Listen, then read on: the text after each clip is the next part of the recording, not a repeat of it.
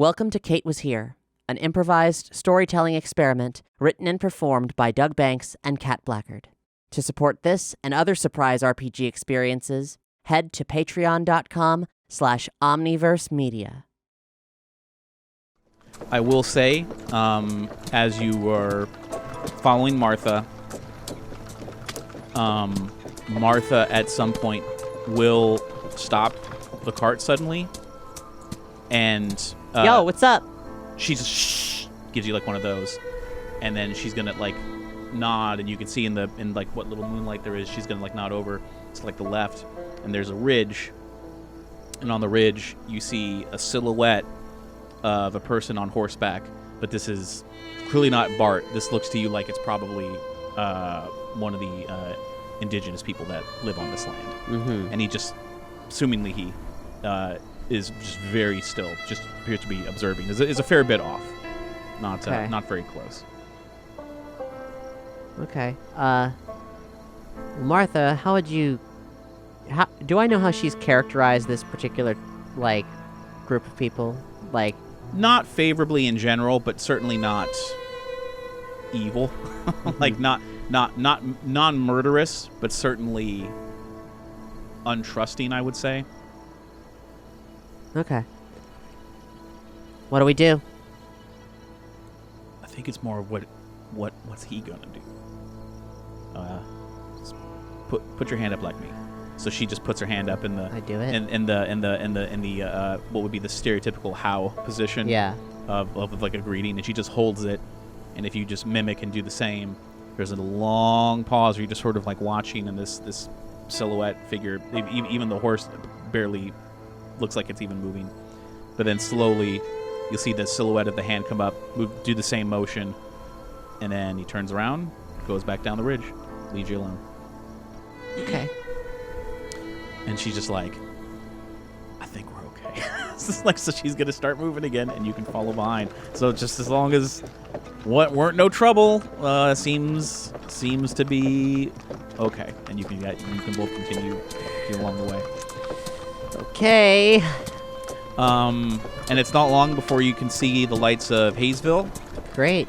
So, you can, stroll into town nice and easy. And now here's the thing: as you're making the approach, it's like if you want to try and find Bart, Hayesville maybe like a slightly bigger than Hill Valley. But if you roll in with two guys tied up and just walk up to the sheriff's office, who's to say where Bart is? And definitely want to get him. So how do you want to go about this? There's time for you.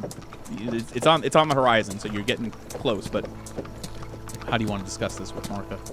I guess if there's an opportunity to kind of like pull up around the side, not make a big like thing of the entrance. Like, I mean, the way old West towns are in my head is that like they've established a main drag, but there's nothing behind those buildings. You can pretty much approach from any direction. Yeah.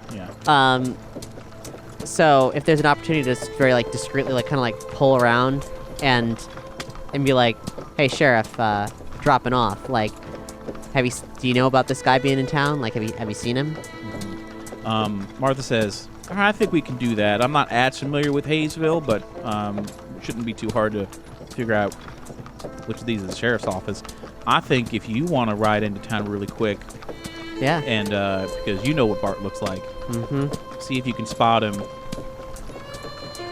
Keep that shotgun on you here, and she gives you like a bit of thin rope, almost. It's almost like string, and she can tie it around like the barrel and like the butt of it, so you can sling it over your shoulder. She says, so if you want to sort of mosey through town really quick, see if you can find out where he's at, and if he does anything, you got the rock salt, and it would obviously cause if he were to draw on anybody, it would cause a ruckus. So just see, and I'll try to come find you, and if I see him in the meantime, I'll try and stop him too. Cool. All right, sounds good. So I and pair off with my horse, and I guess I'll like tie Martha's off to alongside, or however it makes sense to do. Okay. So you're gonna cut in like a little bit like ahead of Yeah. So okay, so you can ride in really quick and go into town and get I mean, do you want to do this in front of the sheriff's place? Or any place particular, or you just want to like? I wanna.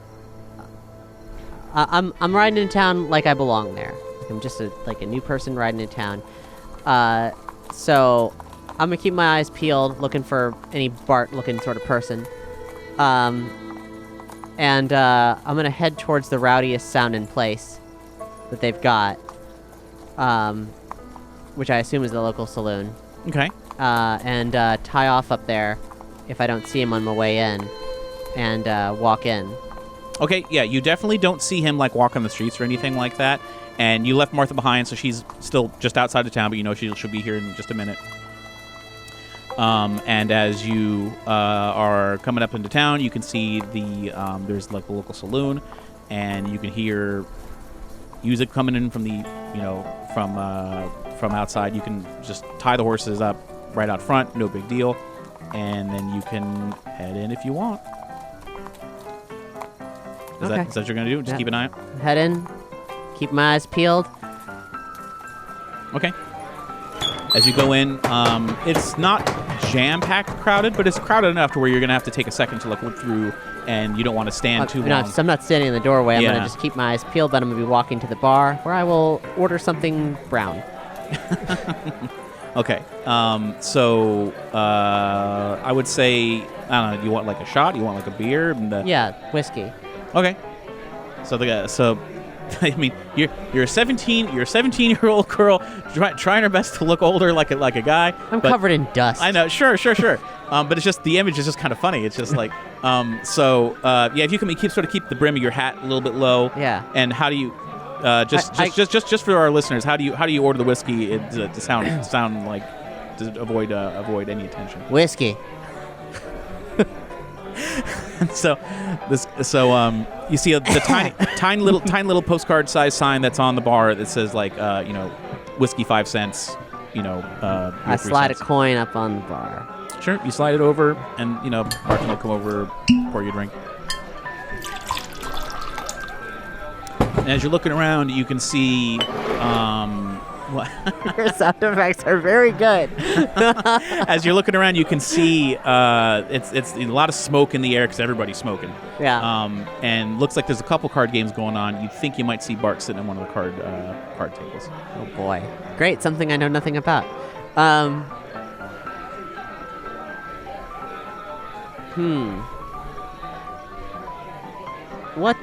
What do I know about the law about drawing weapons in public places? It's frowned upon. Okay. Like if you draw a weapon, and I think it greatly depends on context and right. So local people. If I like put a pistol in the small of his back while he's sitting down, no one's gonna know. I mean, if anyone saw it, they'd clear out and probably want to get the sheriff, because if anybody pulls a gun on anybody, that's bad. Sounds good. Okay. Great. Well, I'm gonna drink my whiskey and very casually wander over there. What's the crowd like? You said it's thin, but like it was just all dudes and ladies. Like, there's dancers here? There's some ladies. There's no big show. Like, there's no stage. Like, there's no big show stage for dance or nothing like that. There's tables scattered throughout. Looks like most people are just kind of having a quiet drink. It looks like this is a kind of a end of shift kind of thing. Like, people got off work, whether they work the fields or whether they work in the mines, and they're just unwinding. It's not rowdy, but it's a pretty laid back, sort of like the same thing you'd see in a sports bar, when there's no big game playing, In fact, instead of watching a sport thing and cheering on, there'd be maybe some people watching the card game, but nobody's acting too rowdy. Okay. Where's Bart's back facing? Probably towards the wall, but there's enough crowd around where you can slowly maneuver your way that way. Yeah, okay. I want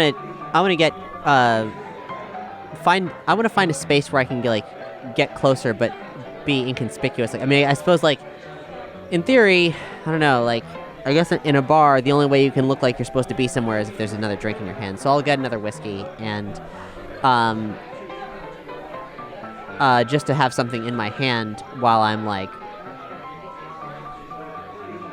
trying to be as innocuous as possible in this place that I wish was more crowded, just to get close to see if it actually is him, and like also try not to be noticed as that person that he saw in the train. Okay, so you're just trying to avoid notice altogether, I guess? I mean, should I roll a sneaky for that, or probably just because if you want to avoid being seen, because I mean you could walk right up and he would, you know. I got a 4. Okay, so you're just to be casual. Yeah, so you're kind of doing the casual, like I'm going to sort of walk through the crowd type thing, and take the long way around, sort of past the piano player, and start hugging the wall on the outside as you work your way, because he's like across the saloon from you. Yeah. So as you hug the wall, working your way around, you are slowly coming up. You pass like another card game, just sort of looking around, just sort of like, oh yeah, that's interesting, you know, and then you very casually make your way towards that table, and you are coming up from behind, but depends on how close you feel like you want to get. Yeah, and close enough to identify that it is for sure him. Oh, you can tell that it's him as you're making the approach before you make that final approach. This is him. Okay. Are there any open tables like anywhere in this room? Like, I'd say there might be 1 or 2 open tables, but they're a little further away. Everything else has at least one person sitting at it, usually like maybe 2 or 3. I'm trying to figure out like how saucy do I want to be just now. Is there an open seat at the at the game, at Bart's game? Yeah. I'll say there's 1 seat.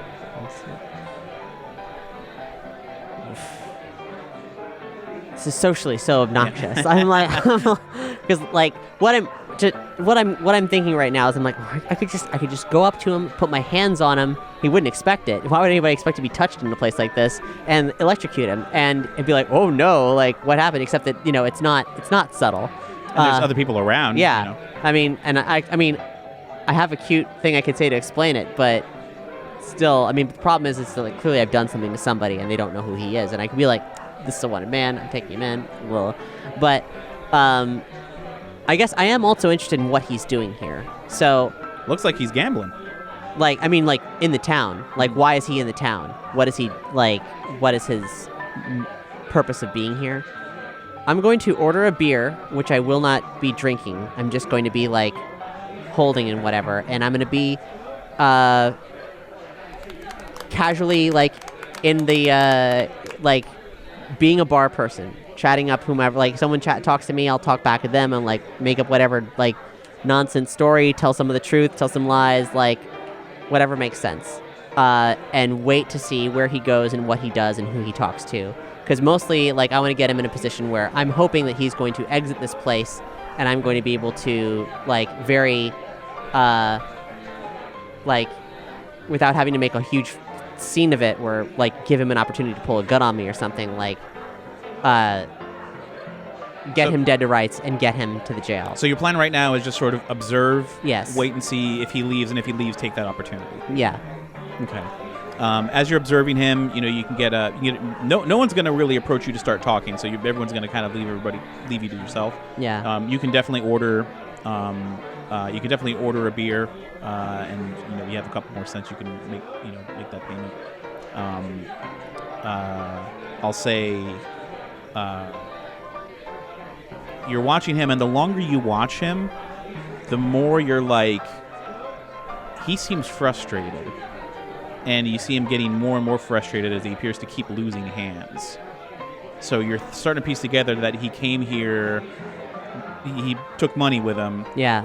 Maybe he was thinking to maybe make some money or something, because he keeps losing, but he's sticking it out at this table and is getting frustrated that he's not winning. And it's just getting increasingly more and more frustrated. But it'll go on for a bit. Depends on how long you want to keep waiting,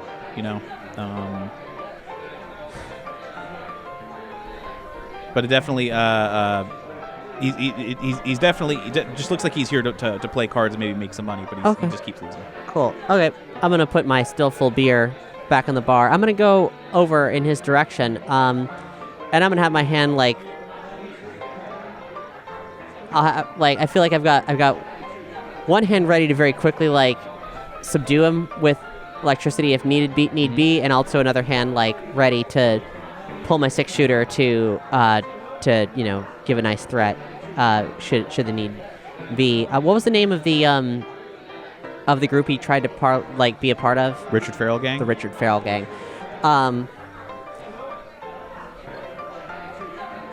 I'll walk up and be like, well, shit, Bart Vogel, you look like you're having such a bad day, losing all these hands, and things didn't go too well with the Richard Farrell gang earlier today. Like as you say, well, Bart Vogel. Like, did you touch him when you say that, or are you just saying it? I'm just saying it at a like, I don't know, couple, like, he's like enough to make eye contact. I assume there's gambler people between him and I, if he was facing the thing. So if you you say, well, Richard. So okay, just run up one more time. Well, Bart Vogel. And so he'll turn. You've got his attention. He's kind of squints at you like he's not quite sure, and you keep talking. And I put my chin up so he can like maybe get a sense that like he should recognize me. And his eyes narrow, but what else do you say? So, you seem like you're not having a great day, pal. I mean, you didn't hit things off too well with the Richard Farrell gang earlier, and it doesn't seem like you're having a good streak at cards tonight. He like as you mentioned the Richard Farrell gang, you see his face from being like, it's like you surprised him, and he was like annoyed, like what, someone's interrupting me or whatever. But then you saying the words, losing streak of the cards and Richard Farrell gang, his face kind of drops, and you see that the nervousness, like the cold sweat that he's been feeling. And do you fellas know you're gambling with a hardened criminal? I mean, hey, it is the Old West, right? So and if you look across at the people that are gambling across from him, they put their cards down and they start glaring at you and looking like they might be hardened criminals too. Oh, piss and shit. And Bart clearly looks uncomfortable, not because of you. Oh no, Kate! Why did you do that? But the people that he's sitting across from, he looks back and he's like, I'm sorry, I don't know. And then one of the guys who's sitting across from him is just like, what is this, Bart? What are you up to? And he says, I swear I don't know who you are.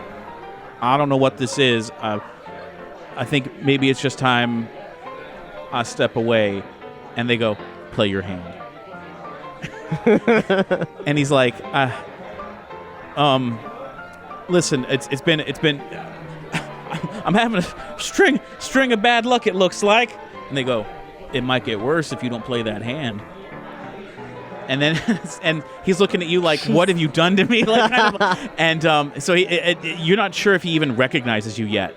But it's just this guy is terrified right now. He's in a bad position. And there's like an awkward quiet standoff if you were going to make any kind of move or do anything, because right now he's sort of his cards in his hand, he's starting to tremble a little bit, and he'll say, okay, and he says, give me. He puts like one card down and slides it across. They're going to feed him one card. He's going to pick it up, and he's trying to work on whatever hand he's got going. But he's nervously kind of looking back at you because you came up behind him, and like he's not having a good time right now. And the rest they pick up their cards, they go back to it, and they're looking at them, but they keep looking up at you like. And the one guy who seemed to be bullying the whole thing is like, you got a problem, young man? I got some business with Bart here. As soon as he's done with you folks, I'd certainly like to have a word. He's got something that belongs to me. In that case, the big guy, eyes still on you, he'll nod to a chair, not at the table, but like at an adjoining table that's empty, like that you can sit. Very well. And I make myself very comfortable. So they're gonna continue to play. Trying not to feel like I have stepped in it so bad, which is like really what's going on there. I'm like, hold it together, Kate. Yeah. And the big guy sitting across from him says, when did you start running with the Richard Farrell gang, Bart? Not looking at him, just looking at his cards. And Bart's like, I wouldn't run. I don't run with the Richard Farrell gang. I'm working for you. I got no reason to parlay with them. I mean, unless there's something you wanted. And he's just bumbling. It is not going well. And he says, so then you wouldn't know nothing about the train job that just been pulled earlier on, would you? Because I heard that had to do with the Richard Farrell gang. And he's just like, no, it's getting really awkward in here, and you're starting to sense that there's a fight brewing. I don't know how you want to proceed. If you want to stand by and watch, or if you want to excuse yourself. But it's no longer about the cards right now. Is the feeling you're getting. All right, folks. Hey, I got no trouble with you, but I do have trouble with that motherfucker right there. So. I apologize for interrupting your game, but maybe you should cash out, Bart, because we got bigger fish to fry, my friend. Bart's $5 in the hole. You want to buy him out? How much do I have on me? I don't know. Give me a the credit rating score. Roll 1d6. Okay. Rolling 1. Physical d6. I rolled a 4. You got $4. $4. Sorry, fellas, I only got 4. So then the big guy in charge, grizzled without, like, he's got, not a full-on beard, but he's been outdoors for a while, very dusty, the big black hat, says, well, Bart, are you holding out? You have anything left on you? I think he probably does. He stole some money from me, unless he blew it all tonight. And so the big guy, the fact that you are answering for him, he's like, he listened to you, but is like, I'm like, all right. Looks back, and Bart reaches into his thing, and he's like searching. So he looks at you like, could you put it down? Like, put down. Put down the 4. He reaches in, and then on top of the 4 singles, he places Doc's pocket watch. Now, motherfucker, that doesn't belong to you. I'm sorry. You took that from a close personal friend of mine. You know, the other day during the train job, you piece of shit. And at that point, so when you say that, the big guy slowly and with deliberate, intent, backs away from the table, and his chair screeches across the wooden floor, and he stands up. And the crowd starts to go quiet, and Bart's still sitting, and just he's put the cards down, the watch is on the table, everything else is on the table, and it's getting really intense. And he's like, "Young man, say that again about the train job. You saw this man?" Yeah, Bart Vogel on the train. Robbed myself and a friend of mine. That's my friend's pocket watch. I come to get what's mine. This is Bart, you want to step outside? And Bart slowly stands. Everyone's watching quite at this point, and the big guy has his hand on his gun, letting Bart walk out first. And they're going to start to move outdoors. Doesn't seem to have much to do with you at this point. Well, then I take the watch and my $4 off the table if no one grabbed it. Give me a sneaky or a quick or something. Same roll to me. I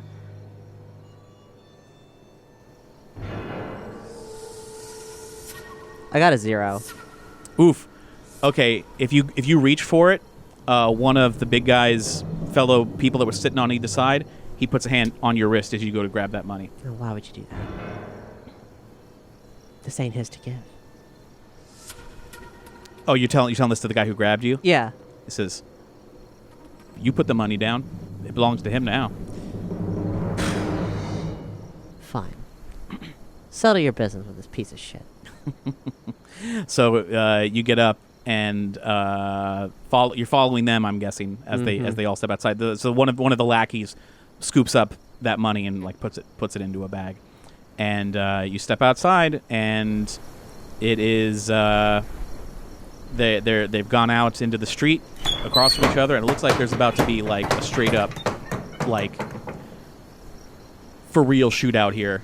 and Bart's not looking too confident, and this big guy is looks like he means business. Okay, well, unless they're making me go somewhere, then I'm just gonna be with the other spectators gawking along the way, and I lean down to the next person who looks like they might be the most knowledgeable what's going on here, and be like, who's the big guy?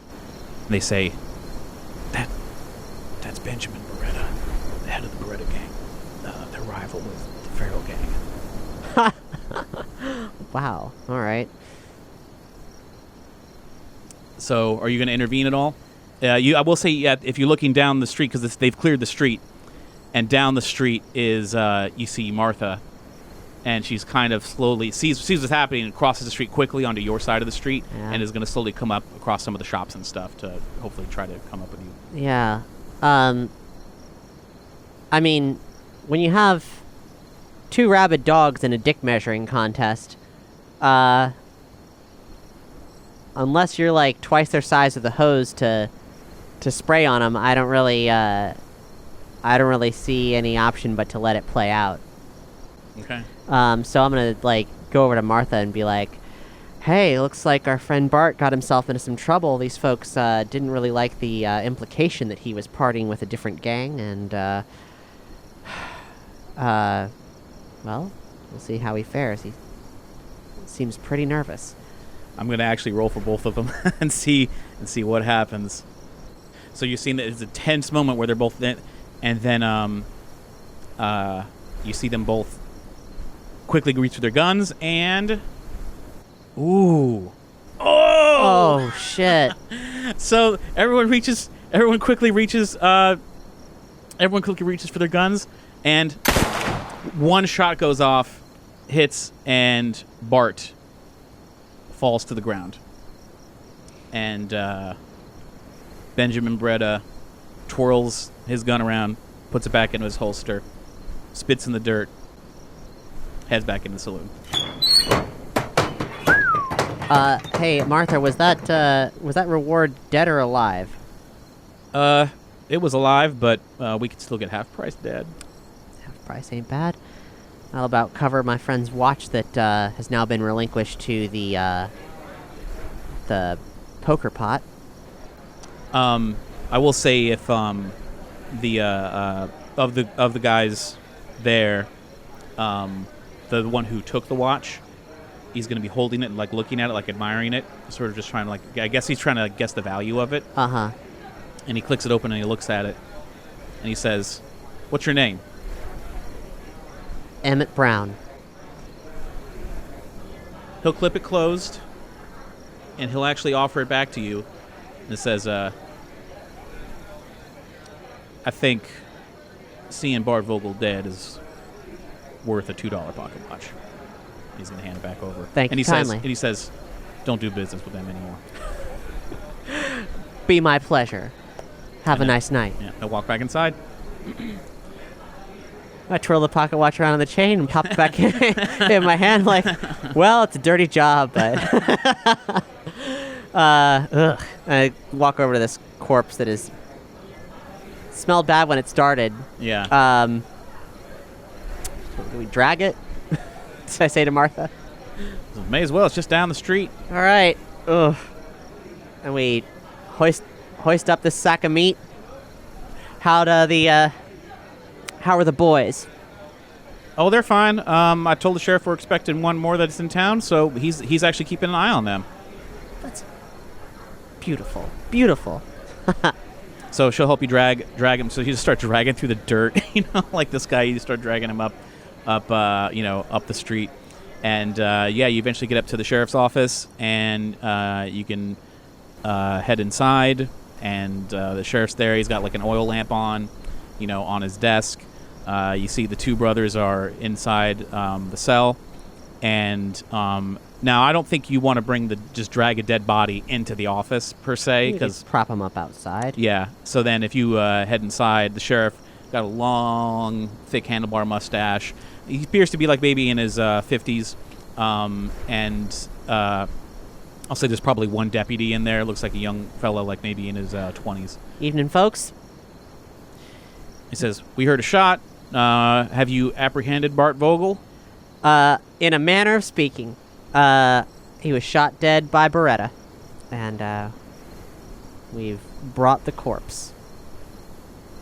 I see. All right. He's out front. Yep. Okay. And he just nods to the deputy. Deputy will go and be like, oh, like, and he steps outside like, oh, I got to deal with the dead body.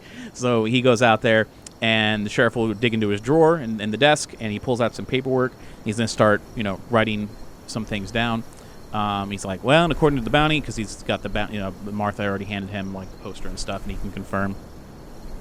He's like, the bounty is $50 for John Vogel, $50 for Bill Vogel, and $25 for Bart Vogel. Who do I make this out to? I'm gonna need both your names. Okay.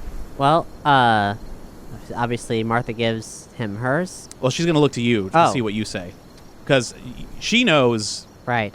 you're a little incognito, so she's gonna like defer to. Yeah, I'm a little incognito, aren't I?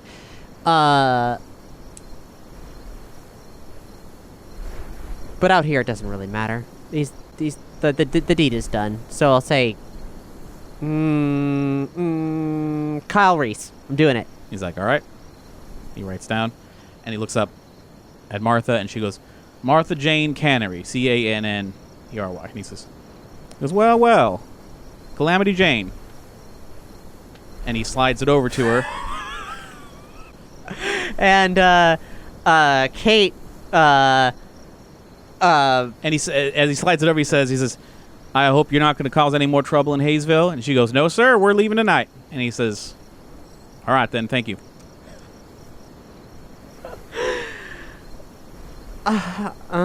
Okay, so she signs an initials. You sign an initial.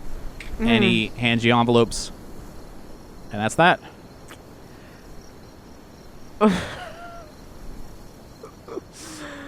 Okay. So Kate's grinning and also feeling like really lightheaded on account of like the whiskey and the shooting. And also the tension at the card table and like stepping into that like stepping into a pile of snakes and not realizing what she'd done. There's just a lot of tension and the dead body and like and all that mess. She's and then Martha being Calamity Jane of all things. Wow.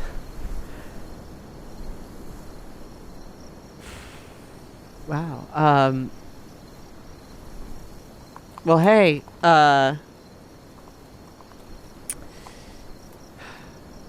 Should we get a room for the night and head back in the morning?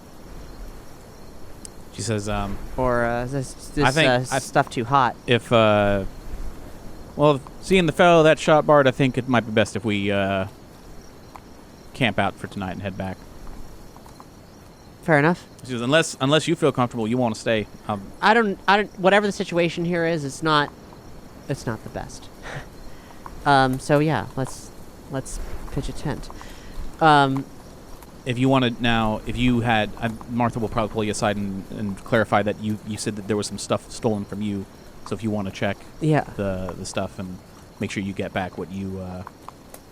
Yeah, I've got the watch. So then... And I think it was like $20. $20, yeah. So if you want to go through and you can... You let the sheriff know, he can check with that and make sure that's okay. Yeah. Okay. And, man, you're good to go. If you want to head out of town, if you want anything else you want to do, or you can hit the trail. No, I think it's anything else that needs doing is just Martha and I and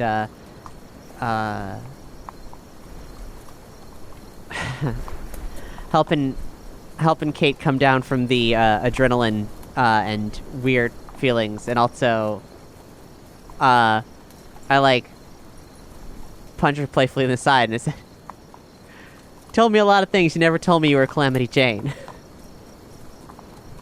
That make any difference for you? Not in the least, except that, you're a bit legendary, so that's cool.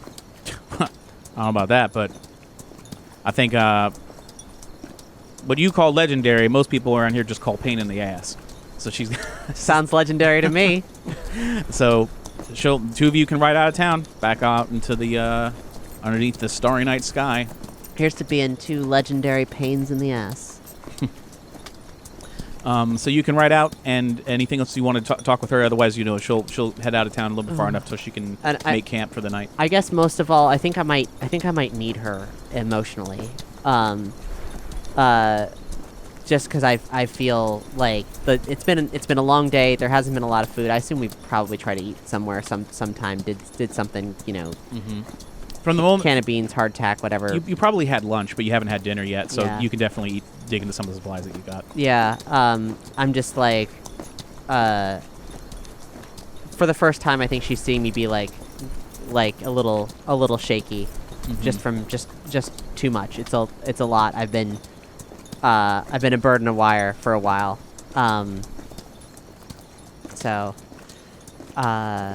Okay. So after you get to a spot where you can make camp, like she can see that you're being a little shaky, so she'll start the fire and she'll put a can of beans on to cook really quick, just to have some kind of supper, and maybe whatever the end pieces of the last bit of a loaf of bread or something that might have. It's not super fresh or nothing, but it's at least just something. And so yeah, then you can just sort of relax. She'll undo your bedroll for you because she can tell that you're kind of. I mean, I feel weird having her do anything for me. I'm just maybe that's. But if you don't move, she just starts moving. That's basically how this is going. I'm sorry, Martha. Something just hit me real hard tonight. I don't know what. Just a lot. But it's good though. We did it. I'm really so grateful to you for everything. Well, it weren't nothing. You seemed like you were in trouble, and I mean, frankly, getting robbed and catching the fellows that robbed you all within about the same week. That's a pretty good week, I'd say. Yeah, pretty good week indeed. But yeah, she's gonna get ready to bed down for the night. Unless there's anything else you wanted to talk to her about, or if there's anything you want to bring up or make plans for tomorrow, other than heading back to San Silvestri, catching the train, and meeting up with Doc. I like her a lot, and I like the camaraderie that we have, and I've got some unresolved things in my head,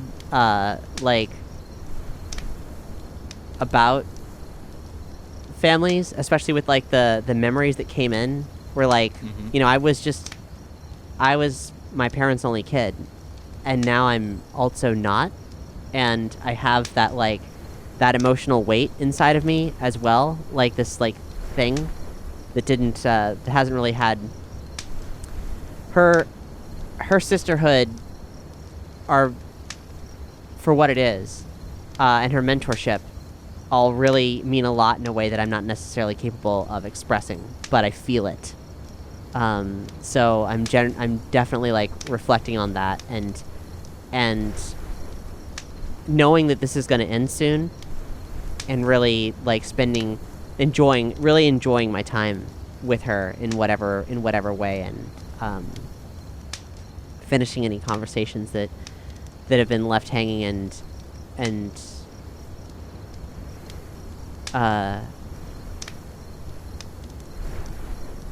being there for her in whichever way, same as she's been there for me in different ways. And she, when you talk to her about, in the vague sense about these things, she seems to give you a bit of her philosophy, which is that, life sucks, but life does suck. So why have patience for bullshit? I agree completely.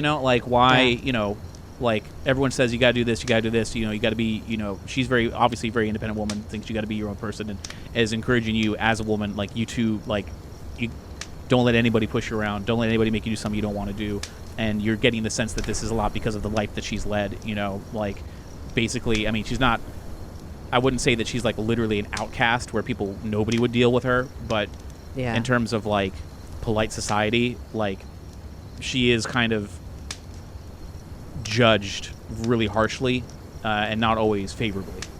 But she knows she has a strong sense of what she's worth and what she's able to do, and she's never had a proper education or nothing like that. And I tell her, Martha, these people now, they were never going to be able to appreciate you because you're something different, something wild, and something good. But in the grand scheme of things, not that it really matters, I suppose, but in the grand scheme of things, that doesn't go unnoticed. You've changed my life in a matter of days, and I think the fact that you're out here doing it, being a very memorable pain in people's sides, that means a lot, and it's gonna cast a longer shadow than all their petty day-to-day compliance and falling in line. Because you are real. You're the realest thing there is. And the human world might not like that, but the world itself, I think it's a big fan. So she'll take a swig of the last, she'll like down the last of her glass and toss it aside and just nod in a way of like as she's looking into the fire, like as a not saying, clearly not a very emotional person, but just saying like a nod of thanks. It appears to be a nod of gratitude. And she'll say, all right, well, let's get some sleep and make sure you catch that train tomorrow. So then you bunk down and you'll be wake in the morning, do your thing, and head out. Yeah. So I'll say next day, you can ride back for most of the morning, and by early afternoon you can make it. In fact, I'd say probably like around like 1 o'clock. That gives you enough time to catch this train, unless you want to really hot-foot it there. You can make it back to San Silvestri because you're gonna be doing like sort of a straight line now. You're not going through trying to follow the right path of the and crooks. are we cutting through the like tribal territory, or if you voice any concern about that, she's like, well, we can try and. I mean, I trust her. I'll follow her lead. If she's okay with that, then I'm. She says, I don't necessarily want to cut through either, but if we want to get there fast, we can hug the outskirts and maybe might add another 45 minutes to an hour, but it might be worth it not to piss anyone off. Mm. And then if you want to pick up the pace, the closer you get to San Silvestri, you feel like you can make it there in time. Cool. So yeah, it could be like 1 o'clock by the time you get into town, and that's where your paths are gonna diverge. If there's anything, Yeah, I wanna. She said she's got that ranch. I wanna get her address. I would tell her like, well, maybe I'll be able to look you up sometime. I don't necessarily plan to stay in one place myself, for sure. So, you never know. She says, all right then. I mean, I don't know if I'm going to be there if you ever have to, swing by, but... Well, then I'll track you down. She goes, all right then. She'll like write it down. She says it's in Miles City, Montana, along Yellowstone River. And just... This is if you just ask where Calamity Jane is, I'm sure they'll tell you. I'm sure they will. Not that hard to find. Yeah, absolutely. Well, for the time being, I'm in Hill Valley, with Emmett Brown, a blacksmith. But we'll see. Okay. Don't really know what the fates hold. Martha, thank you for everything. Thank you so much. Just say, no problem, little sis. Does she hug? Do I get the sense that she hugs? You don't get the sense that she's going to hug you, but if you want to just go for it. Okay. Anyway. you can go in and all right, and kind of gives you the pat, Yeah. like I have my hands on her back, like pressing my fingers in a way that shows how much I mean it. Mm-hmm. So then she'll kind of, she's not going to cry or nothing, but she's definitely like seems like silently like I can't say anything. I can't say anything. So she'll hop back up onto her horse and Else time, Martha. yeah, she'll tip her hat, and she rides off, and she's out. And with that, you can get on the train, head to San Francisco, and take care of all that. Feeling crusty and dusty, and looking forward to the fancy hotel that Doc has booked. So it's about 4 hours before you can get into San Francisco. And I'm just going to do the compressed time thing so that you get there just fine. San Francisco is bustling more than anything that you've seen. I guess if you want to try and ask for directions on how to get to the Grand Plaza, or you can maybe there's horses and buggies for rent to get there. However you want to go about it, you have enough money to take. Was it cash on delivery for those fellas? Oh yeah. Yeah? There was he had it on the envelope, so you got Excellent. you got your half. So that's about let's see, 50. I'm at a train station in San Francisco. I'll ask the concierge or whatever help desk thing they've got set up for directions. I probably, being that it's the Old West and I can't make notes in my phone, will be making notes in like a little slip of paper or whatever I'm carrying with me. You probably have a little notepad, because Yeah. people always carry like a pencil and a notepad. Yeah, so I'll be like, yeah, so is it figure out how big of a walk it is, whether or not I need to... They say one of the gentlemen who's like unloading the bags off of the train can say that it's probably best you just hail a coach. Okay, And fair enough. And just have him take you, and it shouldn't be too expensive. Cool. And it gets you look, and he looks at you, and it's just like, Grand Plaza? Okay. It's been a hard road. I'll bet. Yeah, and he just points out where you can just put out at the curb where you can hail a buggy. Thanks, pal. You can take it over. It's not long before you can get to the Grand Plaza, and yeah, you get there, no problem, and you just ask at the front counter for like Emma Brown, I guess. Yep. They can give you his room. They can tell you where, and you can head up, and Doc's in there. So, Doc. I close the door behind and me. he says, you're all dusty, like everything is. I dangle his watch. He says, "Great Scott, how did you get this back? I thought I'd never see this again." Doc, I like put my hands on him. Doc, Martha is Calamity Jane. Calamity. He just can't process that. He's just like, is everything all right? She's alive. Time stream's intact, Doc. Yeah, no, there was, wow. So, it was scary and amazing, but we did it, and yeah, we lost $20, and we made, it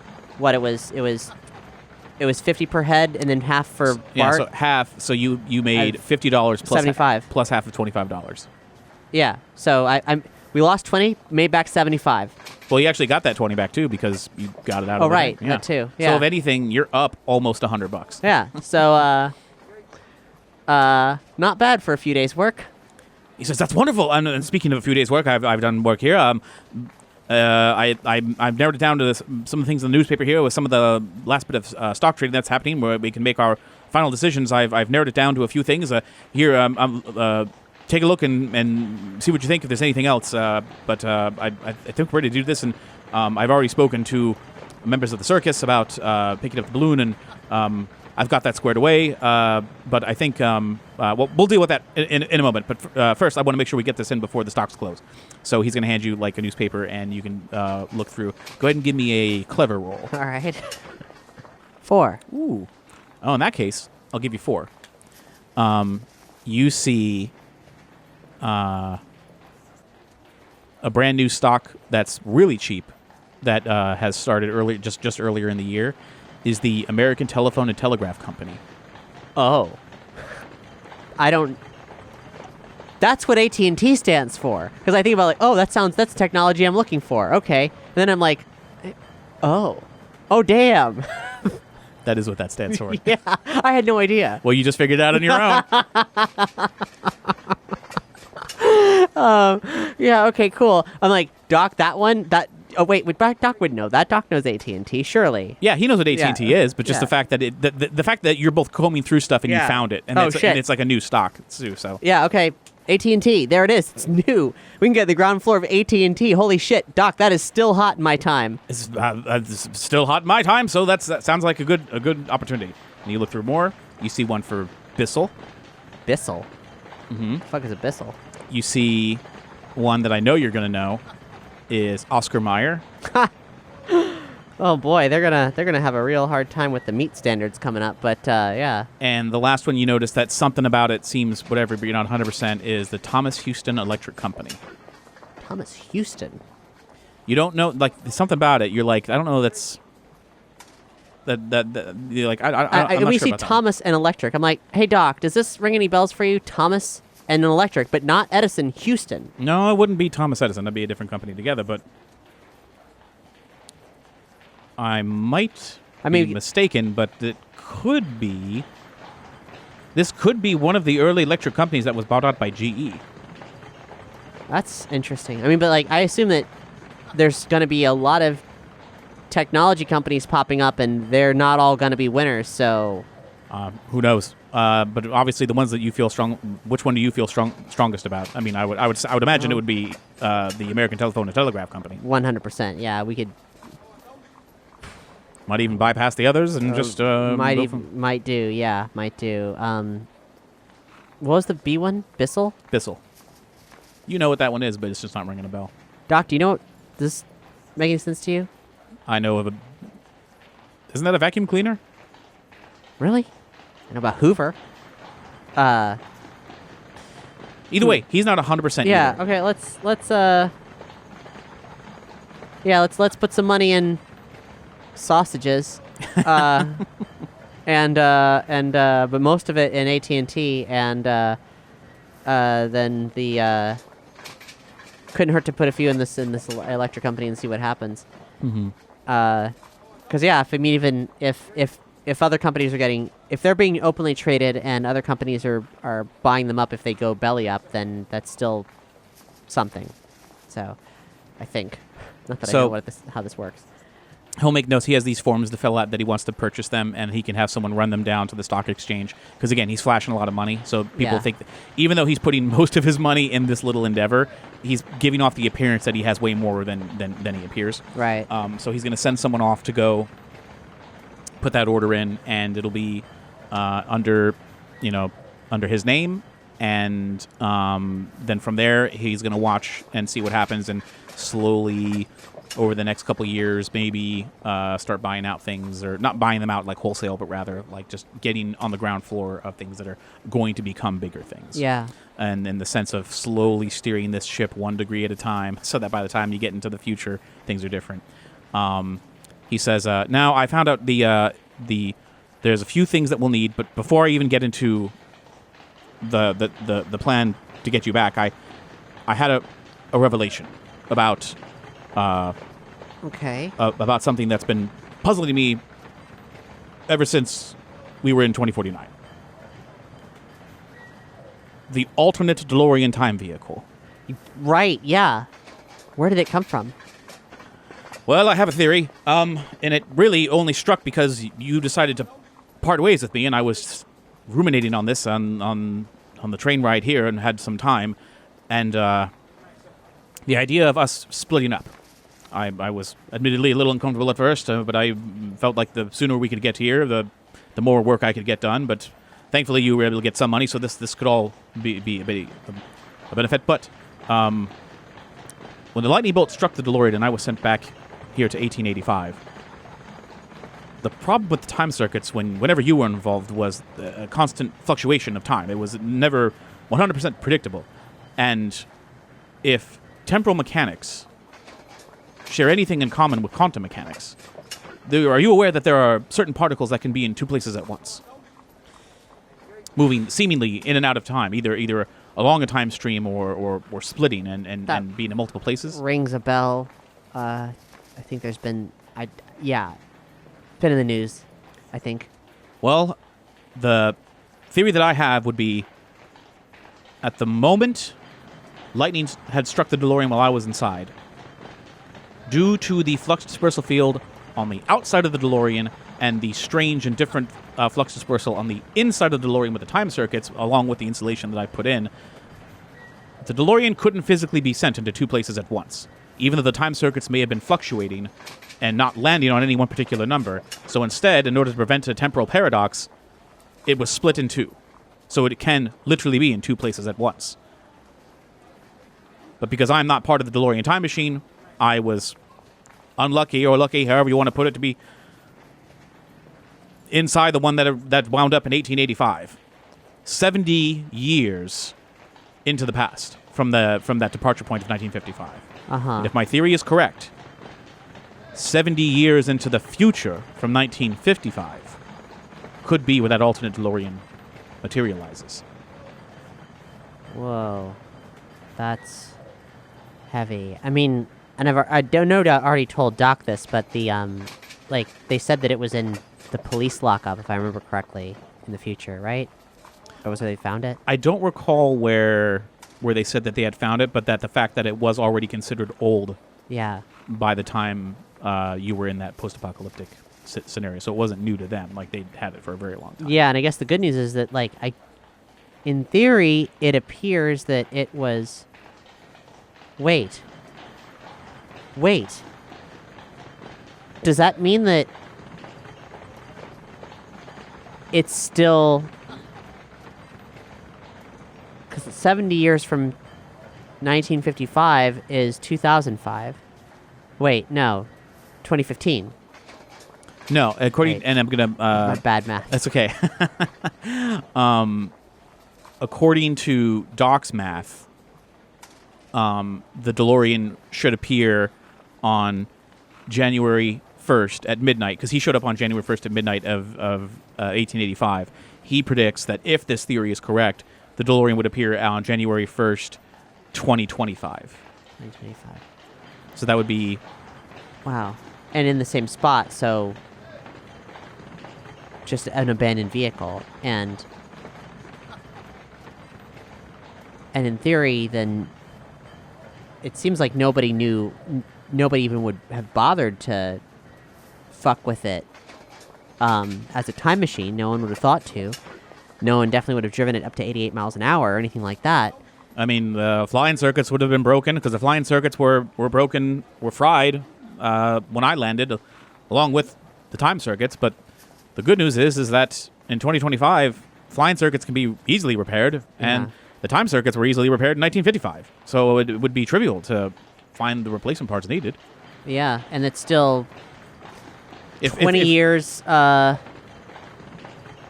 20 years before... 20 years before Doomsday. And from anyone on the outside who had no idea to expect a time machine, it just looks like an old DeLorean from the 1980s, so with a broken hover conversion. Yeah. Wow. Okay. Well, that's some... Doc, we could tell Marty if he, unless something happens to him, he could pick up the time machine and maybe fix it with instructions. Possible. Come back and get us. The Marty would be in his 50s, maybe 60s at this point. I don't know what life has in store for him.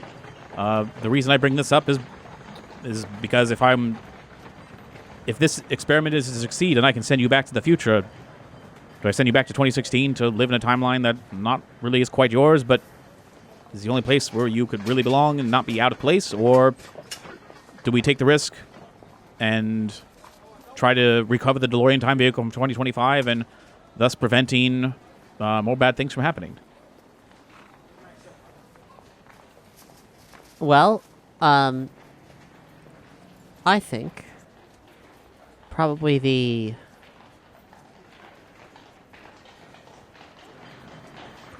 safest course of action would be, okay,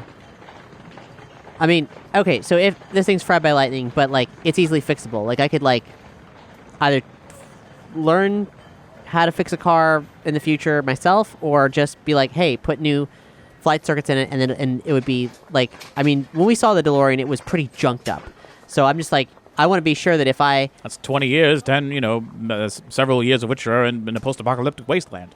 Yeah, I just want to be sure that if I'm there doing that I'm in a position to... In 2025, I'd imagine you could drive it into any auto mechanic shop and just have them fix the flight circuit. Sure, it's such a, like, if they fuck with this, precariously, this time machine that you've built, I wouldn't know how to fix it as a time machine. That's true. But really, the only thing broken, according to the original notes that I sent Marty in 1955, you really only have to worry about the microchip that controls the circuit of the flux of the time circuits. So there's a time circuit control chip. That's a fairly standard. That's not a customized thing. You could purchase that at Radio Shack, which doesn't really exist anymore. But okay, we'll figure it out. That's not so bad. Microchips in 2016, easy peasy. I bet you guys had a real hard time of it in the 1950s. I'd imagine it was quite difficult. Yes. Okay. Interesting. Interesting that we have this option. So where are we with the parachute then? Well, I've already spoken with the man representing the touring circus that is planning on leaving town during the next 2 days. The ingredients that we're going to need for this experiment are the hot air balloon itself, a parachute, which really only comes in silk, so even the material itself will be considered a little bit pricey. And by my estimation, we would need a diving suit of some kind, but thankfully we're in San Francisco, so I can imagine we could find a diving suit somewhere by the harbor. Is that what, for insulation going through the time stream? You would not want to jump with time circuits strapped to your back without some kind of protection. I mean, the DeLorean is cold on the outside, yeah. There's usually a flash freezing temperature, and I'd imagine contact with the living tissue would potentially be very dangerous. It still sounds very fucking dangerous. Very dangerous. Am I is that going to be... How sure are you about this? The numbers behind it are quite sound. It's a matter of whether or not you decide to open your parachute or not. Is there any way for us to run a test? If we were to run a test, then the time circuits would disappear, but not if they reappear moments later. Well, and then if there's more damage to it, it's certainly possible. The other problem I would have to consider is how to generate 1.21 gigawatts of electricity to power the time circuits when we don't have a flux capacitor. But I'm working on that. I pull down my gloves. Those, is this enough? Nah, not 1.21 gigawatts. But I'm thinking of the possibilities of some of the technology that may have been left over from the DeLorean time machine before I put it in the mine. Okay. Well, look, it's a shot. I don't really want to I'd rather hang out in the 1800s and see what happens than go splat on the pavement, but I trust you, Doc. That's an interesting proposal. And it's only goes splat on the pavement if you don't open the parachute. That's really the only thing. Right.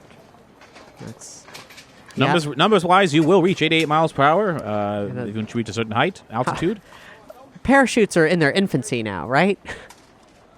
They're common enough to be in a circus. Yeah, okay, that's fine. All right.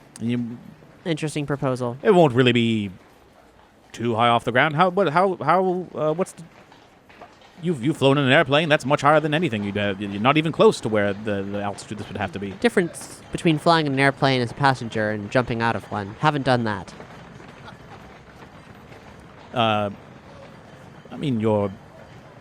That is true. You're really looking at an altitude of maybe just 2,500 feet, half of a mile, say, and that's the bare minimum, of course. Yeah, of course. Well, let's give myself as much cushion room as possible. I'll go up as high as you want me, Doc, as long as I've got plenty of room to open the parachute, right? Mm-hmm. As we've been saying. Okay. Cool. Well, so is he gonna sell? I think I've made a good argument. Now to utilize our time more effectively, what would you like to? Would you like to meet with the gentleman to discuss purchasing the parachute and the hot air balloon with me, or would you like to maybe see about finding a diving suit?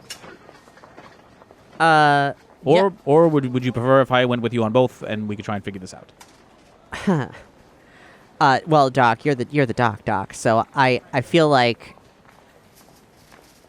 I mean these things need to be to the specifications that you would feel safe with in regards to time travel. So I mean, unless our time here is truly limited, why bother dividing and conquering when we could just... Not really so much as a matter of saving time as much as what you would feel comfortable doing, because if I were to go speak with this rather, how to put it lightly, eccentric individual who works at the circus, I don't know how he would feel selling a hot air balloon and a parachute to a pair of strange folks who claim to be scientists. I think it might be better if we were to approach, if you were in a more traditional presentation of what they would be expecting. However, on the opposite end of that spectrum, I think if you were to go down to the docks and try and pick up a diving suit, you could remain incognito as your Kyle Reese self and probably have an easier time with that. Oh, golly. So you think two upstanding gentlemen are going to be imposing to him? Or you think he's going to figure me out?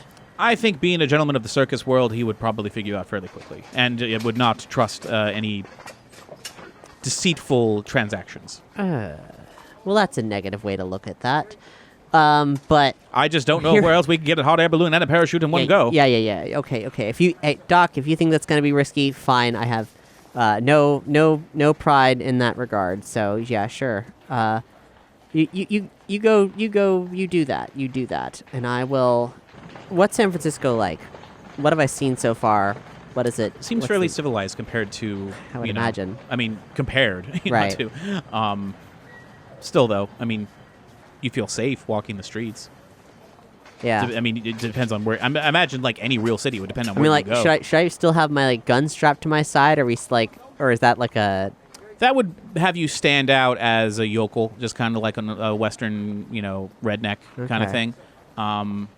But I mean, if you're going in dude mode, and you have the hat and the gun on your hip, that would definitely give a different vibe in a more masculine environment like the docks. Or if you go without it, you want to dress in a different way, but still going in dude mode. Again, this is how you would like to be perceived. There's options on how you wish to be perceived wherever you decide to go. Yeah. Well,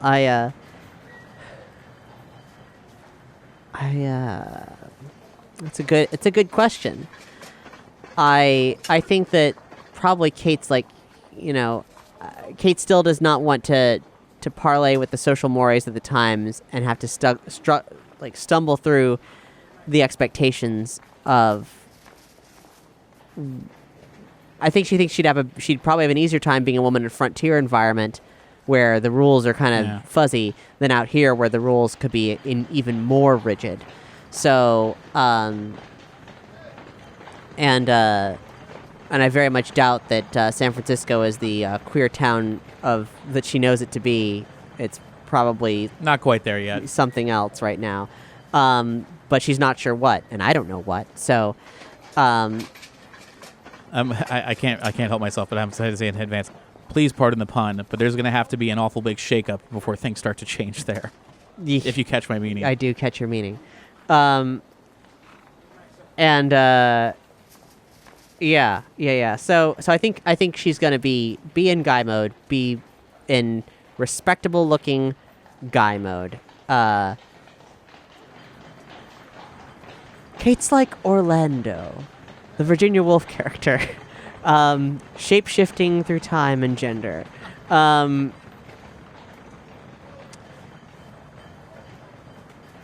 Yeah. So I'll put on some respectable clothing that binds me up reasonably and makes me boxy enough. Like working class, or what are we talking about? Well, I got to buy this suit of diving stuff, which I assume from people who are like on the docks. So Yeah, not fancy. If probably. anything, I think Doc might recommend that you take the role of the lab assistant. Because I have to get this from my boss type thing. A little scrappy, but like you can still act your age. Yeah, okay. In those terms, like you're working for a professor maybe at the university. Yeah. And you're just here to pick it up, and you flash some money around. Who's going to give a shit? Right. Because young kid your age isn't about to go diving, in the bay as far as they would expect. Mm-hmm. Seems like a reasonable job. Reasonable job, but for a skinny kid, in other words, there's no reason to be suspicious of you. Like, what's this kid gonna do? Jump in there by himself? Let him drown. Fuck it, he's got the money. There's not a lot of threatening thing about this. I can handle it. Okay, so Doc can make sure he can get some clothes for you, and basically based on stuff you've already had. So if you're going to go in dude mode as the young, I guess, assistant. Yeah, I mean, maybe I might even already have these clothes based on just mix match whatever we got when I was in Hill Valley. Sure. I guess the being is that you want to not bring your gun. You don't want to look like a cowpoke. No, I'm not gonna. No. Yeah, it's. I don't need to be presenting that hard. Okay. So then you can go your separate ways. Doc's going to go to the circus, see about taking care of everything there, and you're going to try and take care of things down by the bay. So you can take a carriage out there and start going along. So if you get out there, it's a busy area down there. I mean, there's boats coming in and stuff. There's people, loading and unloading.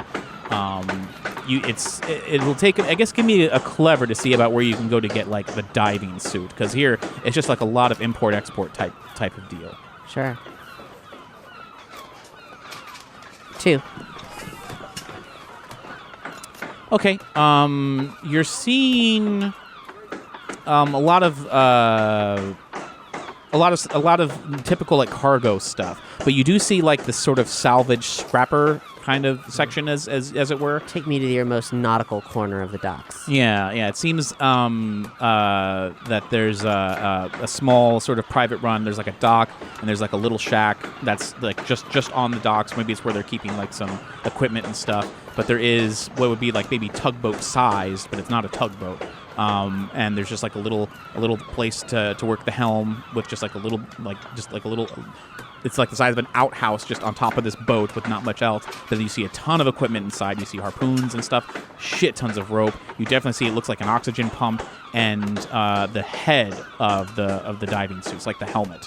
But you don't see the suit itself. Okay. So there's a couple of guys. Looks like they're moving in and off of this boat. So this definitely looks like a privately run business for salvaging. Cool. Well, is there like an office-looking spot nearby, or? Yeah, there's an office spot nearby that's like as soon as you leave the docks, that's like facing the water. It's just like right there. Yeah. Cool. And inside you can see that they have like there's like netting, like the fish netting and stuff that has like stuffed fish and stuff like that. But it looks like what they're really selling is junk, of anything that they would, the odds and ends there. What time of day is it?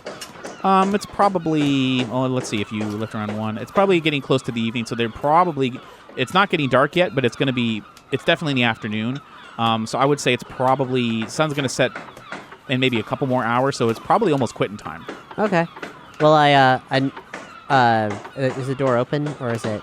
Yeah, you can go in. It looks like they're open for business. Yeah, well, good evening. And the guy behind the counter just says, good evening. How can I help you, young sir? Well, I've got a strange question, but maybe you can help me out. I see you're scrappers. You use diving suits. I'm looking to buy an entire diving suit. Really? Yeah. Do you work here on the docks? No, sir. I am a laboratory assistant to a professor at the local university.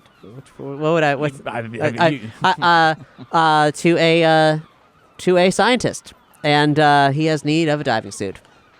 And he looks you up and down. He's just like, diving suits don't come cheap, and frankly, you'd be asking for us to hand over our one of the cornerstones of our profession here. We understand this, and are willing to compensate for that inconvenience. how much money are we talking here? How much did Doc give me? You probably have everything. You probably still have everything that you. I got the $95 easily. Yeah. You've at least got that. Okay. But yeah, so yeah, depends on what you want to say, how you want to flash this around. How does $50 sound? $50? Yep.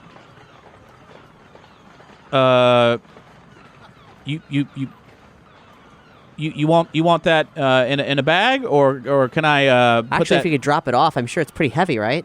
Yeah, no problem. Yeah, you mind if I get half now and we can deliver? Where should we deliver it to? You want to deliver it to the university or private residence?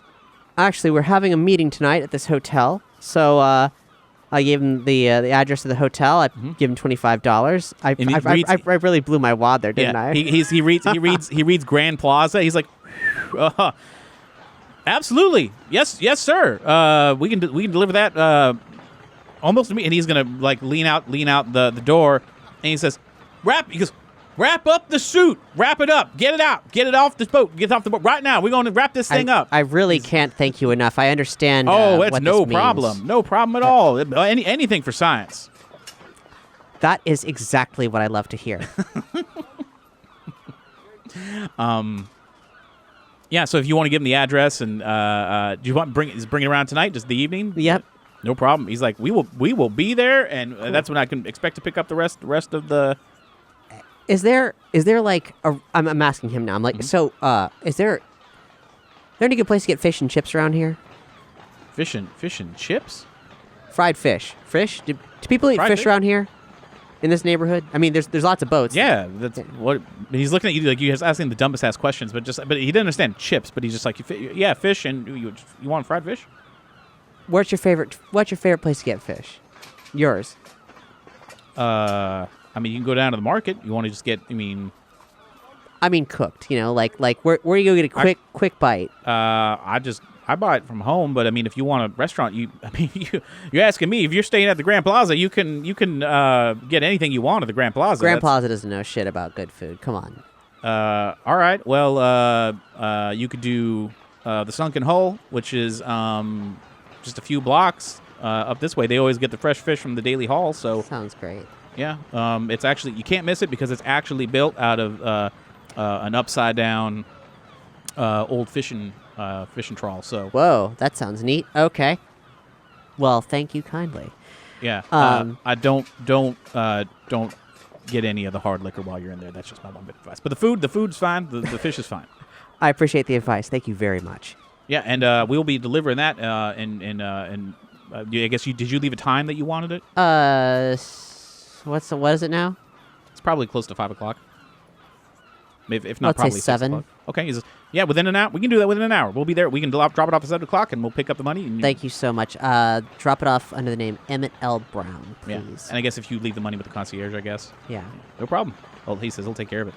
Cool. So I'm gonna. What was it? Sunken Hull? Is that what he said? Great. I'm near the water for the first time in like a while, and I'm like, shit. I want to eat some greasy seafood, and just like, I'm out exploring in a cosmopolitan place now, and that's interesting in its own right. But yeah, I was also hit by the like, oh, I shouldn't. People don't casually eat out, I guess. Not as much, but he was anything you said sounds good to him. It really is. Yeah, very agreeable, too agreeable, but that's what happens when you give somebody $50. So if you head out, you're going down to the Sunken Hole. Yeah. Yeah. All right. It's really not that far, and sure enough, to call it a shithole isn't actually accurate. It would only look like a shithole if it's exactly as it looks, but in modern times. But in terms of everything else that's surrounding it, is like, this isn't that bad. Like, this is actually, it seems a little rough and tumble, but not dangerous, not bad, not like a evil place. Fun. Yeah. Fun rough. I like fun rough. Mm-hmm. Cool. Well, I'm hanging loose, trying to look like I don't have as much money on me as I have, and get some fish, and if it's real good, I'll bring some back to Doc probably, but if I get really obsessed with it, but mostly I'm just gonna step in. Yeah. Okay. So, yeah, how much time do you want to spend there, really? Because it's just get some fish and a drink. I don't know, root beer. They got it. So if you come up to the bar and so what do you want to order? This guy, old salt, if there ever was one. Good. This is gonna be great. Tattoos on his arms. He looks like if Popeye was 150 years old. Fuck yeah. But with a beard, that would make Santa Claus jealous. Great. They got a menu. I mean, I'll like. You can. There's like a little. Again, there's like a little placard, like a little paper thing that's laying flat on there. Yeah. And you've got like a fish stew. You have a fried fish, and you've got beer. And there is I think there's whiskey, and rum. But you were warned not to. Yeah. You know. Yeah. Fried fish and a beer. Sounds great. Right, Get it. I'll eat it. Yep. And he'll pour you a beer, and you can take your time. And yeah, it's a good old.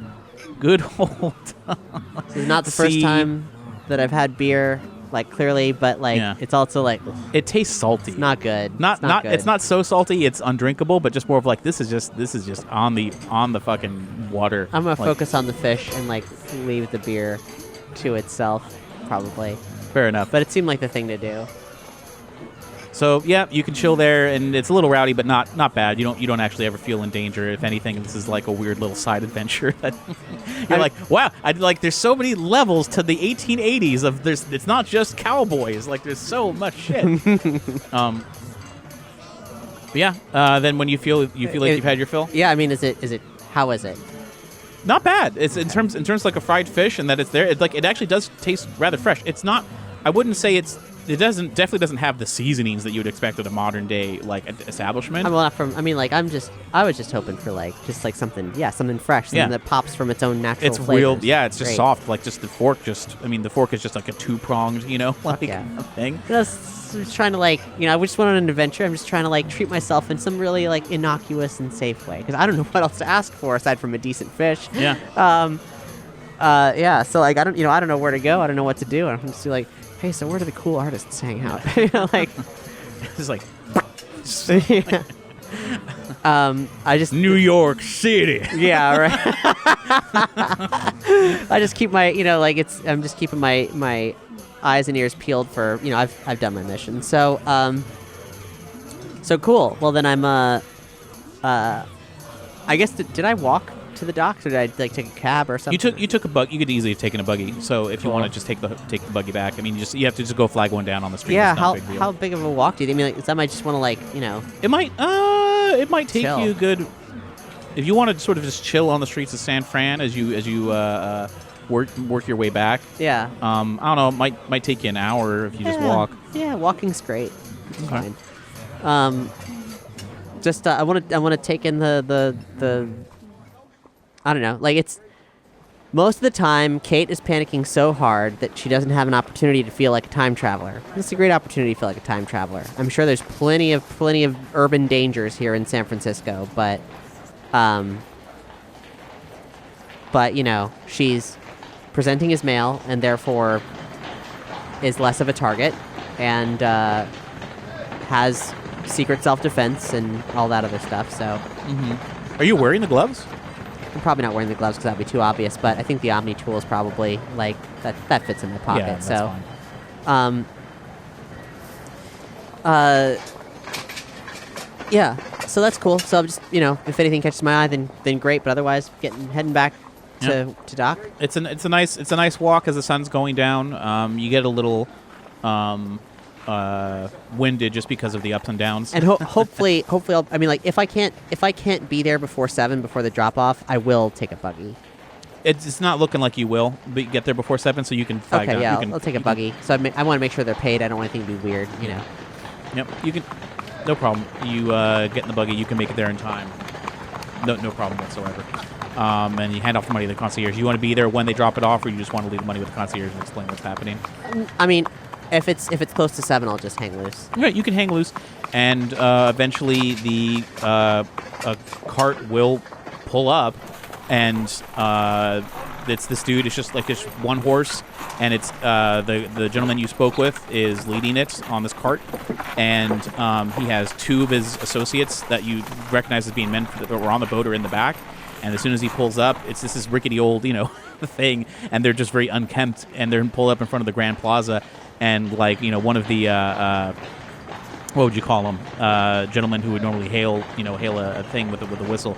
They're just looking at them like, what the hell are you even doing here? It's for me, folks. Yeah, and as they're like, young sir, there you are, and they're just gonna. He's like, quick, drop it out. And so those two guys are gonna hop down. They have this trunk that has everything in it, and they're gonna bring it down. It's a big trunk, and they're gonna lay it down. They're gonna open it up. You can see helmet, the suit. They even put the breathing apparatus in there, like the pump, which you didn't even need, but now it's in there. Cool. And it's all folded up. To be frank, I didn't know that we didn't need that. I don't know anything. Yeah. So. Oh, I mean, Doc just says all you really need was just the suit to insulate you. You're not going to be going underwater, so you won't need to. So and I like circle up to get the concierge just to help us unload this stuff, get it on some rolly wheely things to. For the luggage of like and those guys, and then the guys who unloaded it, they watch it get carried away by the concierge. They take off their newsboy caps and just sort of stand there expectantly. And I pop $25 in their hands. And I say, "Thank you so much for this inconvenience." He says, "Oh, thank you very no, it's not inconvenient at all, no." And he immediately puts that money away. That money disappears. Yeah. It's one movement. When it leaves your hand, in one movement is gone, and somewhere in the recesses of his pants pockets. Yeah. And he says, anything else you need, you just come down, stop on by. We're gonna, we open at sun up, and we close just about maybe an hour or 2 hours before sundown. If there's anything else you need, if you want to have questions on how to work it, and as he's talking, they're backing up into they want to get out of here. They get back on the cart and they wave goodbye. They're out. Splendid. Happy doing business. Alrighty, all right, folks, up to room whatever Doc's room is. And yeah, sure, no problem. And they can take it up there. You can head up, and you can just wait for Doc. Doc eventually comes back up to the room, and he says that he was able to smooth things over with the gentleman who owns the parachute and the hot air balloon. They're going to pack them up, and since they're going to be leaving town, they were packed up to leave town anyway. He's just going to have them delivered to the train station under your names, and then load them up on the train, take them back to Hill Valley. Excellent. Okay, cool. Oh, how you feeling, Doc? This is a complete success, and he's as he looks over at the diving suit, he's like, "This is remarkable. We got everything. We even might find a way to repurpose the breathing apparatus and you can thank the hoses. Vogel brothers for it. I was very friendly. Out of curiosity, not that it matters. How much did they ask for a diving suit? I paid them $50. Oh, they made it pretty clear that their livelihoods would be impacted without it. So I figured the head of one hoodlum equals a diving suit for us. $50 is a fair bit of money, but I don't know what a new diving suit would cost. So as far as I'm concerned, we made out like bandits ourselves. I guess based on the math, I didn't do this before, and I should have, because I'm such a, I'm not very fast on my feet really. So you said you add a 0 and you multiply it by 2. Yeah. I paid them $1,000 for the diving suit, which I mean, a diving suit probably is very expensive. That's actually kind of seems maybe, I don't know. I expected to haggle, but not for that price. You run the math by me again? Well, you said you take the amount, you add a 0. 50. So you add a 0 to 50. And you multiply it by 2. That's $1,000. Yeah. Yeah, $1,000. Yeah. So $1,000. Yeah. Yeah. but for them. Yeah. That's a lot. Yeah. But I'm sure it cost them a lot to get the suit to begin with. Probably not that much. But maybe they'll get 2 diving suits. I don't know. Even if it's just a brand new one. That's the other thing too. So yeah, but they weren't asking no questions, and they were happy to help you out. That's the kind of asking no questions that I like to see. You throw enough money around, I guess that's what happens back in the 1880s. So you can stay the night. Now let me do some quick math on how many days you've been gone. Because if you left the day after Thanksgiving, I'll just be safe and say this is December 4th. Okay. So Doc is anxious to get back to Hill Valley because they have a wedding planned, for the 15th. Right. Did you ever open up the watch to look at it, or you just took it? I guess. I mean, I don't see why I wouldn't have. Because if you did open the watch, I'll just say retroactively back when you got it, it appears that Clara had, written a message to him. It looked like it was an engagement present. So it's just, you could tell there's a lot of sentimentality to like having it. So the fact that you got it meant a lot to Doc, because this was a gift as opposed to just it's a pocket watch. It was more of like, she saved up and got me a pocket watch. She had it engraved in a message from her. Oh, it's so sweet. So he was very happy to see it returned, but was not expecting it. Thanks for listening to Kate Was Here. To support this and other surprise RPG experiences, head to patreon.com/omniverse media.